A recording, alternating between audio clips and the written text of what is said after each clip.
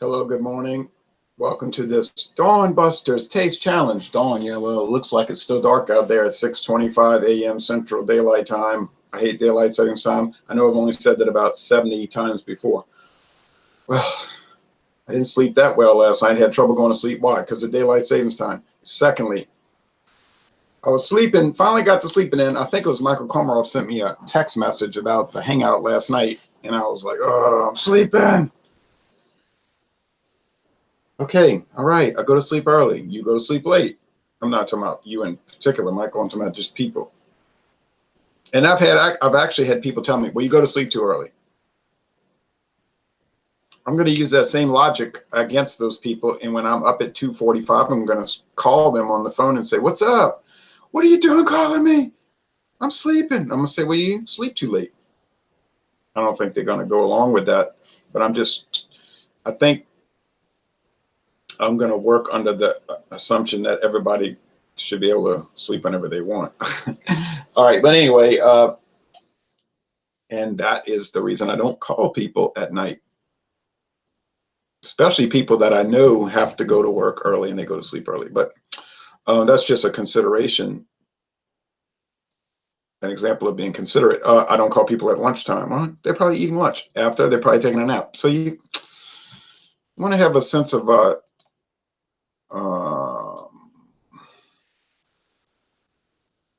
idea of what people are doing.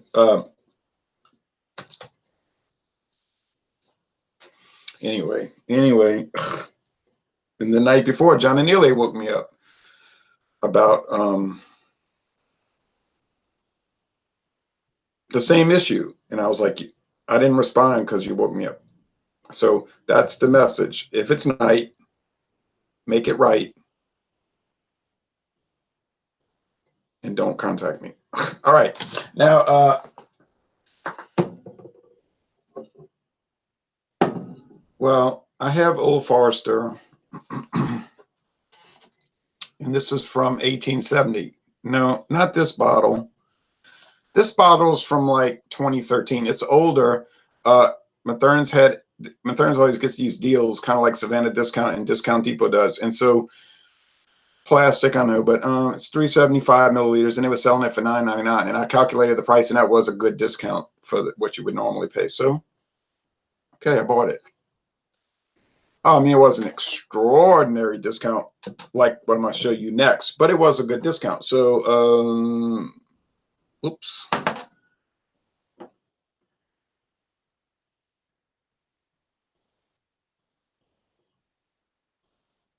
Oh, I had it upside down, and I was like, what is that?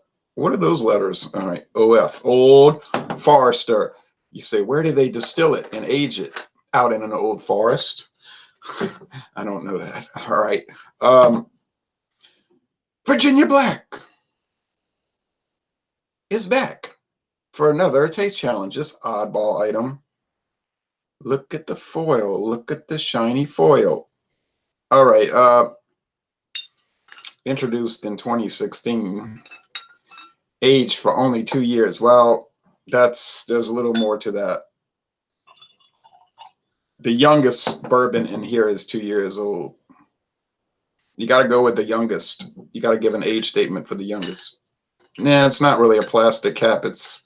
A metal cap. It's just coated plastic with a metallic coating. It is a glass bottle, at least, not plastic. It looks like we talked about this, a cologne bottle. It's made to look like that. But I got this for $5 at Savannah Discount in Marrero, Louisiana, on Louisiana Highway 45. Virginia Black, decadent American whiskey for $38.99 a bottle. Yeah, regular size bottle, $38.99. And I got this bottle, half size bottle, for $5 plus tax. $5 plus tax. And I don't think it's selling that well, but I don't know. I'm not studying that. And what is it? Is it a bourbon? It doesn't say bourbon. It says American whiskey. American whiskey gives it a lot more leeway. See if it's just American whiskey. And it's from Indiana. It's an Indiana product. Made by Indiana boys on an Indiana night. but that allows coloring to be added, flavoring to be added. Bourbon cannot have those things unless it's blended bourbon. Okay, yep, that's the style. The headquarters for Virginia Black is in California, Hollywood, California, and then it's done under license from Drake, who's from Canada. So a Canadian music star gets a whiskey headquartered in Hollywood, named after the state of the Commonwealth. State is a Commonwealth. The Commonwealth is a state of Virginia, and it's produced in Indiana. Okay, so that makes sense. I guess it makes sense. It's unusual. But then I bought some Louisiana hot sauce from New Jersey. So Jeremy Vincent says, uh-oh, laugh out loud. Get him, Ron, says Steve from Philly. Maxwell says, good morning, Ron. Peace. Steve from Philly says, she grew up in an Indiana town, had a good-looking mama who never was around. This is too dark. How can this be so dark at 2 years old? You can't see that. See, it's shining through at me, so I'm seeing the light shining through. So the one in my right hand could be to your left, is much darker amber than you would expect. It's like copper. And then this one's just gold. I know it's the Old Forester is gold. So I can't look, because if I glance at it, I'm going to know automatically. Now, do I think it's going to be much of a contest? No. I did the Jack Daniel's Green Label against the Virginia Black, and honestly, I wasn't really thrilled with the Jack Daniel's Green Label. I'm not really thrilled with the Jack Daniel's Black Label. If I had to choose, what would I pick? Black Label or Green Label? Well, probably neither, really. But if I had to choose, like, people always give me these hypothetical things, and then they'll bother me with it, you know, like an email. If you could drink only one whiskey for the rest of your life, would it be Jack Daniel's Black Label or Jack Daniel's Green Label? I'm like, I don't know. I guess the Green Label. It's a little milder or something. I don't know what it is about it. And then on Facebook, you know, I have to put on my Facebook, you know, it says about you, it describes you. And then it's like, I got there at the bottom. I am not, capital N, capital O, in all capitals. I am not chatty. Not chatty. Okay. So don't say you hurt my feelings because I wanted to hang out and talk to you, bro. Yeah, I don't really look through the phone book and randomly pick people to hang out and talk to them. You say, yeah, but you did the beer reviews and people know you and I want to hang out with you and talk. And I'm just not as engaged as you think. You might say, you're aloof. You're aloof. You only want to hang out with your friends and family. Well, that's probably most people. That's why we have Alcohol Legs, the group Alcohol Legs on Facebook. There we can interact with a common interest, alcohol. And then we have Rock and Roll Club, where we can talk about, guess what? Rock and roll. Now you get some eccentric people that join. You know how you get these groups. And then they want to post blues music. And then I say, that's a good blues song. Well, what do you mean? It's better than all that top 40 rock y'all listen to. I was like, you don't grasp the point. You join a rock and roll club, but you hate rock and roll music and you want everybody to listen to blues. That's right, damn it. Listen to this obscure blues singer and a guitarist from 1983. He was live at the Holiday Inn in Newport, Virginia. Listen to that thing. Listen how he can just play those strings. Now, that's real music. Naturally, no one listens to it. And then he gets angry. Or they want to have disco music. Now, disco could maybe say it's a variant of rock and roll music, but the connection is not strong. But blues is not a variant of rock and roll, okay? It's a building block of rock and roll music. Rock and roll came from a combination of rhythm and blues, formerly known as race music, before Jerry Wexler changed the name for the Billboard Top 40. I think it was in 1947. He invented that name. He didn't like the way that sounded on the chart. It was actually a chart, race music. And he said, no, let's change it to rhythm and blues. Okay. So, and then rock, and then you mix that with country music. It's a fusion, and that's rock and roll. So I had people post country music on Rock and Roll Club. And I'm like, that's a good country song. You know, I'm trying to kind of, and then they had the attitude, you don't like country music? Well, you could join a country music group. That would make more sense. You know, it's like joining a group called Baseball Fans, and then you're mad because all they want to do is talk about baseball. Well, yeah, that's probably why they started the group. Or we have a beer group, and then certain people complain, oh, y'all got it. All you guys do is talk about beer. It's so boring. I had a student took military history one time. This is a true story. 1999, 2000. I hate this class because all it is wars and battles, wars and battles. And the rest of the class turned and looked at him and said, that's the name of the class. It's military history. So you get these kind of lunk-headed people, and I don't think they're dumb as they portray themselves to be. They know what they're doing. This is Old Forester. And this is Virginia Black. It's obvious. I don't have to close my eyes anymore.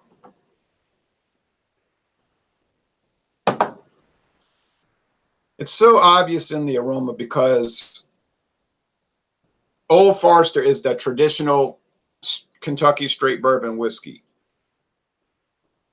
It's got that corn smell, that it's like a corn. It's not really cornbread or corn sourdough bagel. Really, it's really corn grits. It's like you have a bowl of grits that your mama made, look, minus the salt, and then it has that flavor. So I grew up eating grits. I had grits last Saturday, as a matter of fact. And so it just has that. Now, if you say, some people say, I'm from Maine, we don't eat grits. We eat hash browns. I'm from Pennsylvania, we don't eat grits. We eat home fries. Okay, well, I'm talking about, that's good to know. I'm glad you told me that. But we're talking about the flavor. Okay, it doesn't taste like home fries or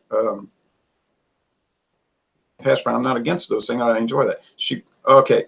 Tom Petty rocks, laugh out loud, says Jeremy Vincent. I have one of his albums, only one. And I'm not a big fan of him. Oh, what am I saying? I have two of his albums. Oh, man. I have the famous one, Damn the Torpedoes, from 1979. Okay, that has no bad songs on it. That's a 4.5 out of 5. 4.7 out of 5. It's a 4.8 out of 5. It's a nearly world-class album. Then I got the other one from 1984 where they're harvesting the wheat. What is that one called? I don't know. I can't remember. Country Sounds or something. I listen to it about once every 12 years. It's okay. Some of it is derivative, like Don't Come Around Here No More, trying to sound like psychedelic music. Remember in the mid-80s, everybody wanted to start sounding like 60s again. Everything comes to life again. And so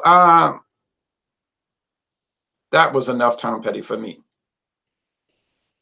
You say, what about Rush? I bet you got every Rush studio album. This is true. Okay, I love all music, but rock and roll group is pretty self-explanatory, says Jeremy. You would think.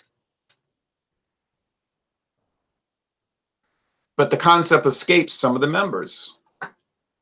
And then I'll tell them, read the guidelines, the group description. It's like no joke posts. Next thing they post, some funny pun about a song. I'm like, oh, Lord. I could look at this on regular Facebook. So I just delete it. Then they get angry. Or no inspirational posts. You know, if you love Rush, you'll like and share. No, I'll delete the post. And they do that on, and this guy was doing that, like, the great trio. It's like, why would I want to see that? Then I kept deleting it because then he's like, I'm feeling proud. I'm quitting this group. My attitude was not ugly. I just said, can I count on that? And I had been in another music group, which I was not pleased with because they were really nasty to people. They would just delete their songs because this was their logic. I don't like that group. I was like, this is not a rock group. This is like some kind of fascist maniac group. I don't like that group. I was like, wow, you got problems. Okay. Hola, amigos, saludi, viva la buena música. You are the best taster. He says, hello, my friend. Cheers and long live the good music. Okay. I'm the best taster. Well, I don't know about that, but I did smell them, and I know this is Old Forester. So it's got that stereotypical, it's very similar to Jack Daniels. I think it's better. That'll make a lot of enemies. Better than Jack Daniels. The Old Forester company, Brown-Forman, actually bought Jack Daniels in 1956. Oh yeah, it's everything you always wanted in a bourbon. Well, it's many of the things you always wanted in a bourbon, because a lot of people are like, yeah, right, Old Forester, I go way more expensive than that. I won't touch a bourbon that's not $300 a bottle. Well, that's fair enough. It's your money. Buy what you want.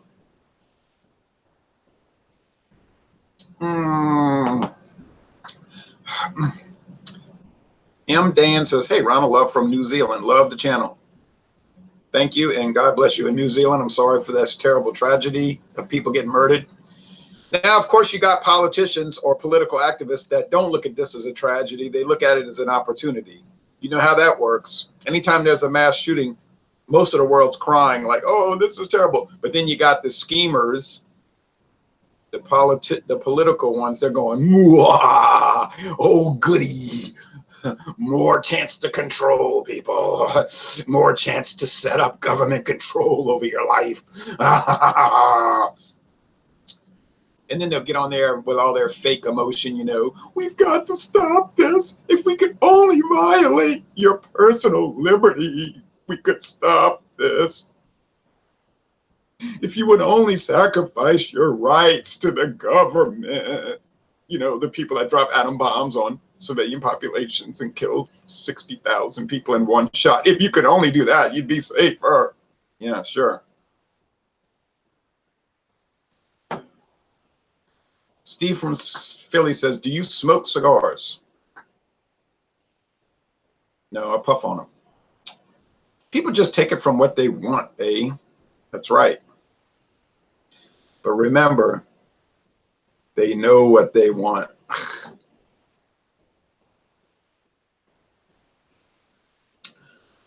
And they're here in America, and they're there in New Zealand, and they're there in Europe. You say, who's them? The schemers, the plotters.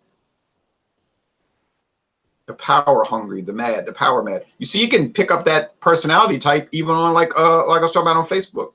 You say, well, the guy that runs that rock group, he's not a politician. Thank goodness.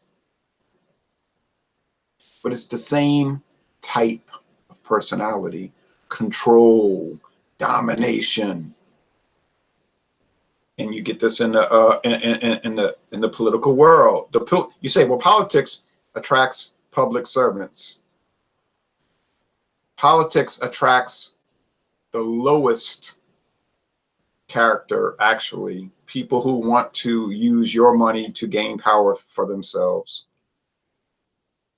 And I think it's evident so then that's what you do when you vote. You try to pick the least threatening character, I guess. The banning semi-autos now, he used the AR-15. They're banning semi-autos. It's kind of strange how it all works out, just like almost like a script, ain't it?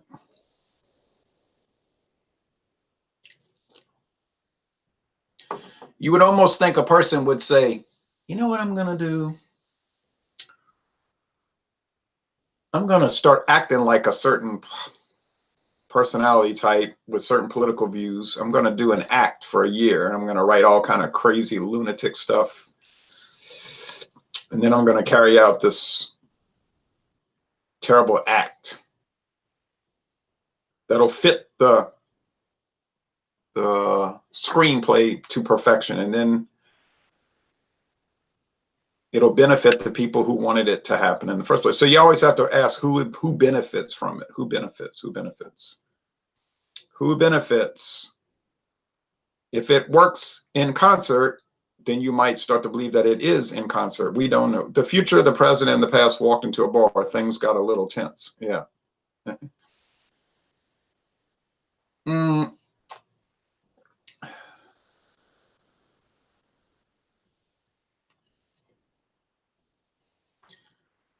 Be like if you had all these ingredients and you put them together and it came out as a whiskey, you'd almost start to think that somebody had planned to make that whiskey. In other words, that whiskey was constructed by design. And this one is constructed by design on purpose. It's not a random act. It's not a happenstance, a coincidence. It's pretty good. My friend David doesn't like it. I think he didn't like the unsweetened iced tea character. I don't know why it has an unsweetened iced tea flavor, but it does have enough whiskey sweetness. You know, whiskey has that sugary taste to balance out the bitter iced tea thing. It does have wood. It does have char. It's from Indiana. I know they make the Redemption whiskeys with the alligator char, and they might use that here. Really thick, the thickest possible char, and which might give it that dark color and a little wood after just 2 years. But I said in the last video, it might have been designed to taste like brandy in some ways, to draw in the brandy crowd, the cognac crowd, who would maybe be more likely to follow somebody like a Drake. I don't think it's going to really work. I don't think the Hennessy VS crowd is going to stop drinking Hennessy to go get Drake's VB. Those things, anyway, when they're music-based with a fad group or popular group, then it tends to not hold.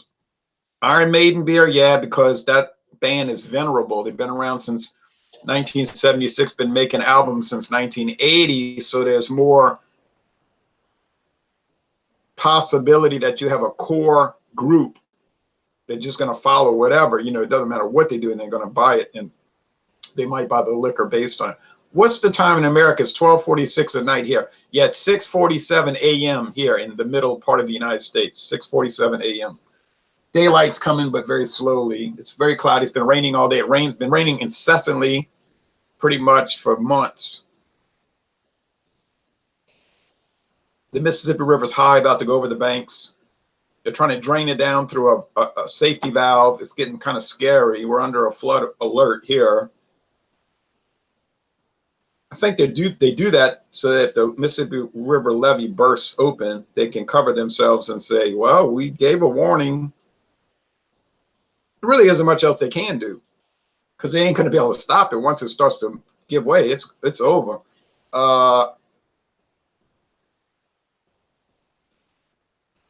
Yeah, my father said, if that happens, your house is gone. I said, yeah, but it depends if it busts downriver from me or upriver.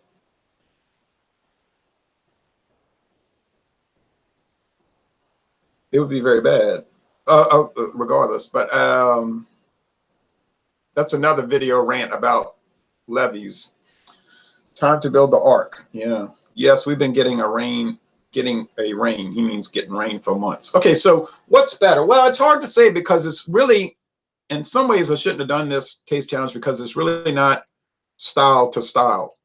It's straight bourbon versus an American whiskey, but it is constructed from 3 different bourbons, 2-year, 3-year, and 4-year. So I don't think it's that differentiated. I mean, I'm not going to sit there and do a taste challenge with Courvoisier VS Cognac and Old Forester. It would make no sense. It's not going to be a challenge. You're never going to think brandy is whiskey, okay? It's like beer challenges. Somebody was like, well, why don't you do Budweiser against Guinness? Well, I mean, I could drink them and say this one tastes like this and that one tastes like that, but it's not going to be a taste challenge, because you would automatically, instantly know this is Budweiser and that's Guinness. No one is going to mix those, so there's no sense to that. When I did Keystone Ice and Ice House, there was intelligence behind that, or sense. There's some sense to it because they're very similar. Now, whether you like it, you might say, "Oh, ice beer, I don't like it." All right, fine, but they're very similar. In fact, they're so similar I couldn't even tell them apart. I got them confused, so that wouldn't make sense. Have you tried a lot of Japanese whiskey? No, I haven't. I tried the Suntory Tokai, which I loved. My friend David wasn't particularly pleased. And then we tried another Japanese whiskey. I can't remember the name of it. He didn't like that one either too much. He said, these are just Scotch. I said, well, I think in East Asia and South Asia, that's their favorite kind of whiskey, Scotch. So they try to mimic it. They try to mimic the characteristics of Scotch. And then when you read the history of Japanese whiskey, many of the pioneers to help develop that in Japan were Scotch technicians, people that had experience in Scotch distilling. They went to Japan, helped them. Same thing with Japanese beer. A lot of Germans went to Japan, say, oh, here's how you do lager beer. Oh, okay. So, and the Tokai and that other one were blended whiskey. I had somebody tell me, you're wrong, it's not blended. I said, I'm not wrong. And I showed direct links to the Suntory website where it very clearly said this is a blended whiskey, and here they use grain neutral spirits as the filler and rice. And the grain neutral spirits developed from rice. It's rice spirits, okay? That's why it doesn't taste the same as Scotch. They use corn spirits. And then like a 20% straight barley whiskey, single malt barley. And I gave him the link, never heard another response. Now, I'm not bragging on that. I'm just saying that's how you do an argument. You provide facts, not, well, I say it is. This is what I got into arguments with beer people in the past. They'll say something, Budweiser uses additives. James P. Madonna was saying that. I said, you have evidence to that effect? You're just a corporate. You believe anything the corporations say. That's not citing a source, okay? Ad hominem attacks, personal attacks. I don't care what you say. It's not citing a source, okay? That's Archie Bunker theology or argument strategy. You remember All in the Family. It's a fact. Look it up. That's how you would defend all of his contentions. It's a fact. Look it up. No, I'm not going to do your research. If you're making a contention, show me the facts, Show me the car facts. All right.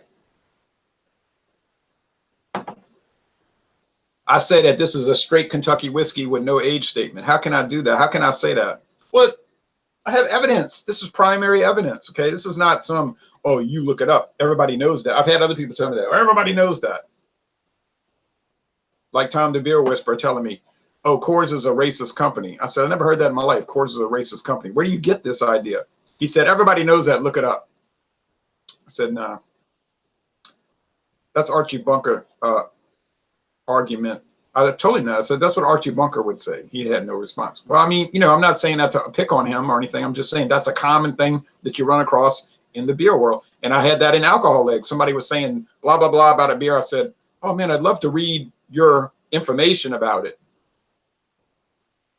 And then there we go. Oh, it's a known thing. I said, can you give me some documentation?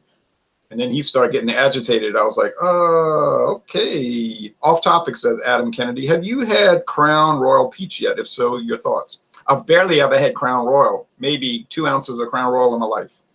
I was pleased with it. So no, I've never had the peach, but I see it's taken off like mad, Have you tried? No, I haven't tried a lot of Japanese whiskey. So which one's better here? This is hard to say. Does Archie have a YouTube channel I can see? Archie Bunker? Well, just look up All in the Family. They probably got every episode on there, All in the Family, which was actually based on a British comedy. You might be familiar with the British comedy because New Zealand being a British Commonwealth country. It was a comedy called Till Death Do Us Part. If you watch All in the Family, at the very end of the show, it says All in the Family is based on the BBC comedy Until Death Do Us Part. But they toned it down to make it suitable for American audiences. I really can't say which is better. If I was looking to drink an unusual American whiskey with some tea-like qualities and some fairly noticeable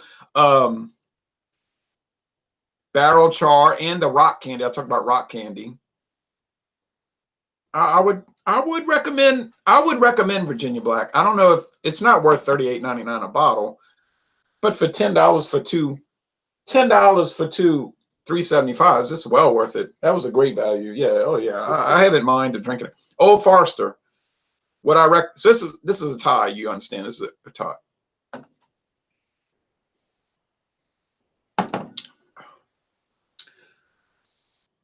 And Old Forester is a damn good straight whiskey. I don't know why a person would get on the internet and talk about how garbage Old Forester is. There are some video reviews out there, and some written reviews, and I say, no, it's none of the things you're saying. They're talking about, oh, it's terrible, it's terrible. I'm like, no, it ain't terrible. It might be dull. You could say it's kind of bland. Okay, fine, but don't say it's terrible. Old Forester's been around. Yeah, that's why people have been buying Old Forester since 1870. It's one of the top selling whiskeys because it's terrible. You know, people drink it and they talk about how much they hate it. Yeah, sure, okay. Dan says, oh, it's a TV show, right? He says, yeah, we get a lot of British comedy. Remember, New Zealand was a British colony. It was started by Great Britain and the United Kingdom of Great Britain and Northern Ireland. Great Britain, yeah.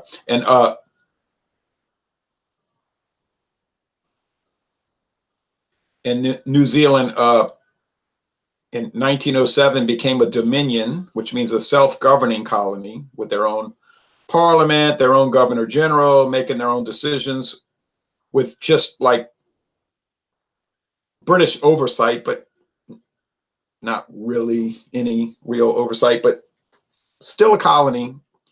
British in control of their foreign affairs. Then, as time went on, it's like a child growing up. You know, they became more and more independent, living on their own. Then, in 1986, the British Parliament passed the New Zealand Act, which turned over their control of their constitution to New Zealand. Because up until 1986, actually, New Zealand, you could appeal decisions to the British, what we would call the Supreme Court. Same thing in Canada and Australia too. Canada got their control of their constitution in 1982. So you could say, when did Canada become independent? Oh, 1982 would be a good year to pick. New Zealand, 1986. In Australia, 1986 would be a good year to pick. Are they still linked to England? Yes, because Queen Elizabeth is the Queen of New Zealand, and they have a Governor General who's appointed by the Queen, of course, on the advice of the New Zealand government. In other words, they pick the person. But if you read the documents of New Zealand carefully, which I've done, which 99.999999999% of people are never going to do, they say the powers of the Queen in New Zealand, and these lawyers in New Zealand say, well, don't say that they don't have actual power, because then you're not understanding the law correctly. But we don't want to get into theoretical ideas of the government of New Zealand, do we now? No, we don't. All right, but I'm not against. I tend to be pro-monarchy, so I'm kind of a monarchist, being Catholic, kind of right-wing in my thinking. So kind of right-wing. People are like, yeah, kind of, huh? All right.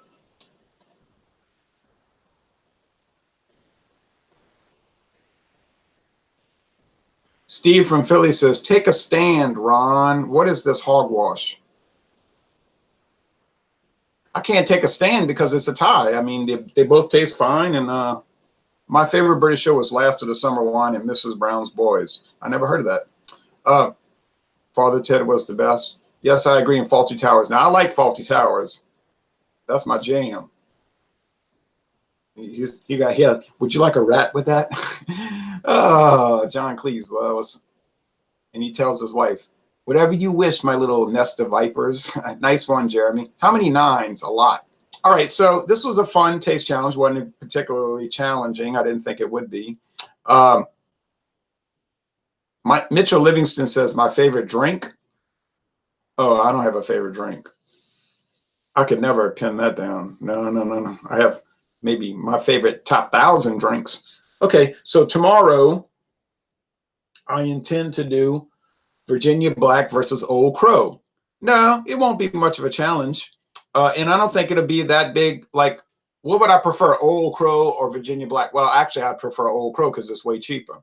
Except that I could go to Savannah Discount and get them for the same price. $9.99 for Old Crow at Winn-Dixie. It's aged 3 years. And $10 even for Virginia Black at Savannah Discount. It's aged 2 years.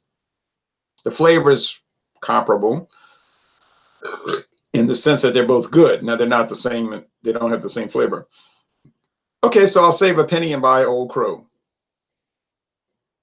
You're saying, well, why are you telling people what the video is going to be about? They're not going to watch it. Well, okay, I can live with that. The purpose of my channel is not to get views, subs, and likes. It's to talk about these products.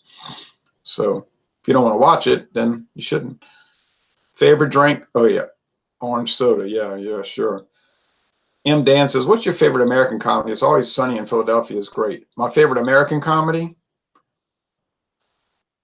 Oh, probably the Mary Tyler Moore Show. Yeah. From 1970 to 77.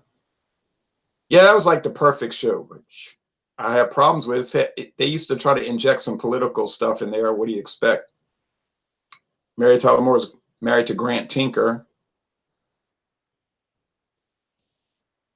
Think. All right.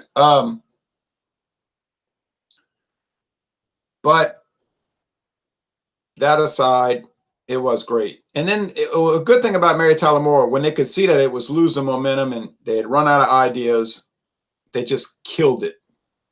It's over. Kill it. And then they got rid of it. Good idea. You know, some of these shows, they just go on, and there's nothing. They can't think of anything. Like, think of the Jeffersons, a monstrous example. Happy Days be another disaster. And so on. And All in the Family, you could make that argument, should have been killed off. But they couldn't kill it off because it was making so much money. You know what I mean? After 1976, really needed to go off the air. But it was still making money. No matter what they did, people still watched it. Even when the last season, 1983, still had, it was a profitable show. So it's hard to kill off something that's pulling in the dollars. You know what I mean? What's for breakfast? I ate some cherry pie. That's a true story. Ever try Founder's Stout? Yes, it's one of the best stouts I've ever tried. So Mitchell says it's delicious. I'll go along with that. Okay, well, I got to get off the air. I got to go buy some spinach salad, some beer. I got to buy a stout for Stout Sunday. I think I'm going to get the KBS. Oh, I might buy that Guinness Barrel Age just to revisit it for Stout Sunday.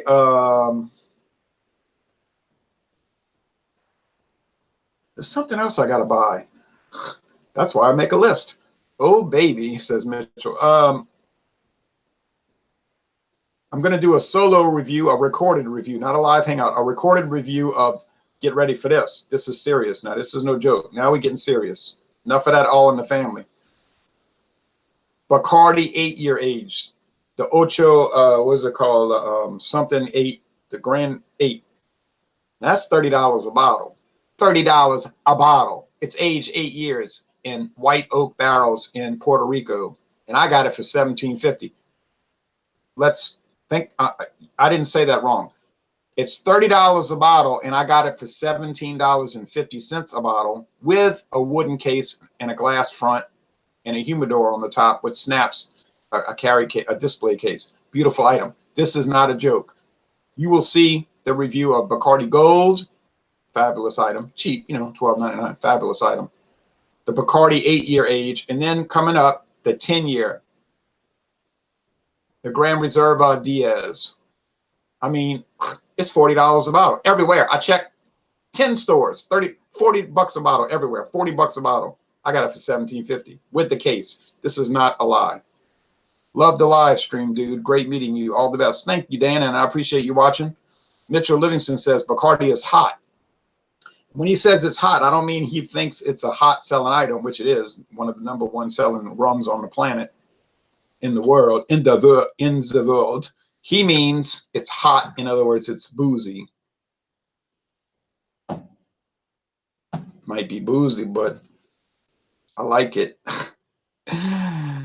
As evidenced by the fact that there's no Bacardi Black left in my house because I finished the bottle. Thanks for watching this video production.